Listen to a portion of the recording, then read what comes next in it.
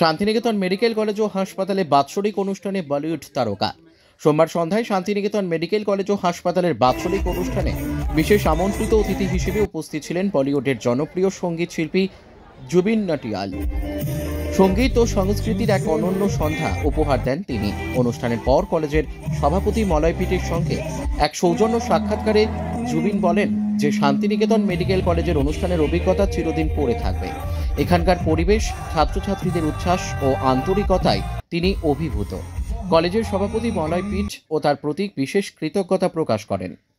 কাজী আমিরুল ইসলামের রিपोर्ट, S news Bangla. मैं हूं जुबिन नौटियाल और मैं इस वक्त हूं Shantiniketan medical college and hospital में। मैं मलय पिट प्रेसिडेंट जो हमारे हैं उनके साथ बैठा हूं और ये बहुत ही सरियल एक्सपीरियंस मेरे लिए और मेरी टीम के लिए रहा।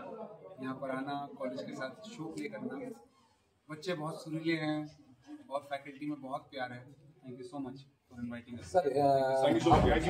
नमस्कार दोस्तों, मैं हूं जुबिन नौटियाल और मैं इस वक्त हूं Shantiniketan medical college and hospital में।